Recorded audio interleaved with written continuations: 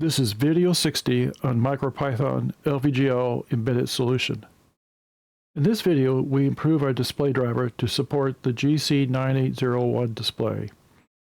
Now we can use LVGL features to display great graphics to the screen. This is a generic feature that should work with our ESP32 chips as well.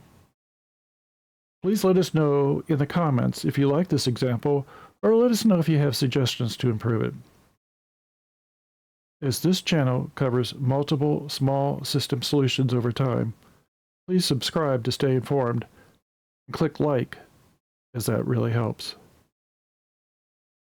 Our goal is to add driver support so that we can use the GC9A01 display with MicroPython LVGL code. We will demonstrate 3 program examples, present display samples and the test rig wiring, discuss how we updated 2 of the driver files, and walk through the driver code. The driver and code files are at the GitHub site that is mentioned in the description and endnotes for this video. Let's run our first demo. As you can see, the test_hello world program is already running, and it displays a label that's centered in the middle of the round display that says hello world. And that's all it does. So let's go on to the next demo. We'll bring up the test_color dots program.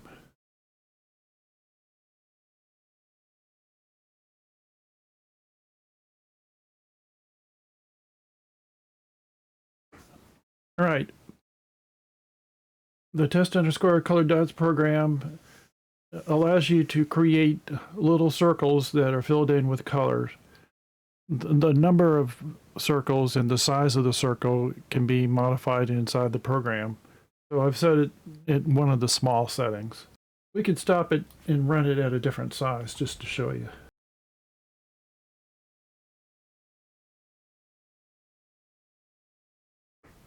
Here the dots are slightly larger, and you can see we have about 16 colors in each grouping of, we have about 16 dots in each grouping of the color. All right, let's run the third demo. All right, we reset the computer, and now we're going to start the program. This is test_clock.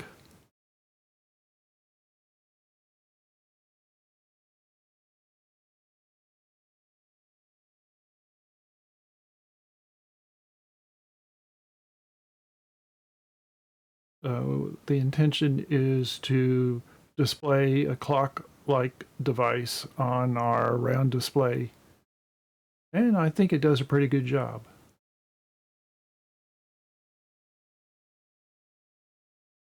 All right, that's it for the demo.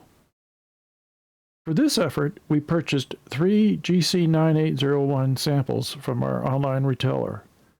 The GC9A01 is a 1.28-inch round display that is 240 by 240 pixel resolution, and it has no touchscreen. There are some differences besides the price.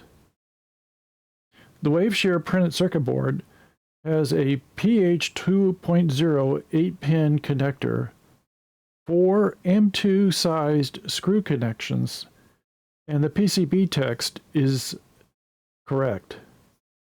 Also, one of the pins allows the backlight to be turned on or off from your code. Also, the board includes a level converter chip, and so can operate safely at 3.3 volts or 5 volts for Arduino microcontrollers. The other 2 samples used a PCB that includes male header, 2 M2 mounting hose, and a silkscreen marking that implies it communicates using I2C. However, they do not. They use SPI pins just like the Waveshare board. These boards, though, only operate at 3.3 volts. To keep our update simple, we will wire the GC9A01 hardware in a manner similar to our other displays. So we will use the SPI 0 pins, but the display could use any pins. Here is the wiring of our test rig. Notice that we include the SCL SDA markings in case you have that board. Let's discuss the driver changes. We begin with the file ili9xxx.py that resides on your flash. We added a class for the GC9A01 display based on the ili9341 class. Then we modified the display driver file by adding the display object for the GC9801 class. Finally, we added an if statement to skip the touchscreen setup in indef. That's it.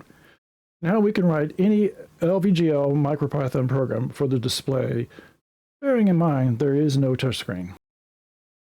That's the approach, and so let's look at the code. Okay, we're going to look at the flash of the Pico to see what changes we made. We'll begin with the ili9xxx program. Double-click on it, bring it into Thony. All right, our changes to ili9xxx are fairly simple. They're at the very bottom of the file. And what we did is we added class GC9801, and just above it,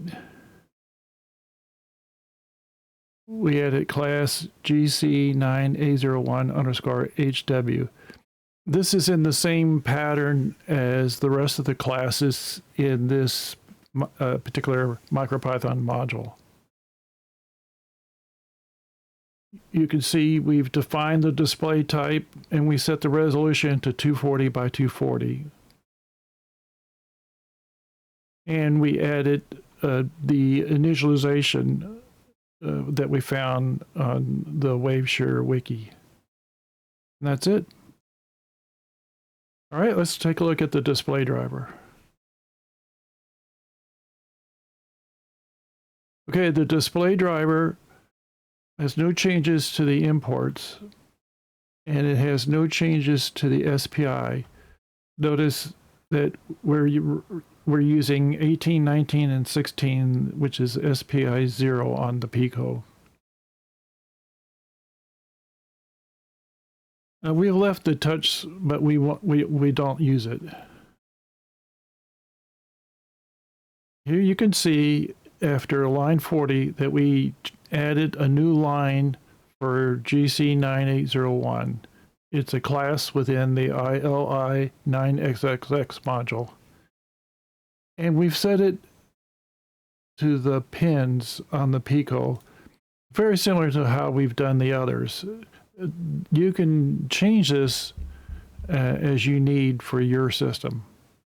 We even adopted the ili9341 portraits. So the display mode, portrait, landscape, inverted landscape, all work, although really you just want to stick with portrait and landscape with this particular device. For the Waveshare, we went one more step and we added this backlight.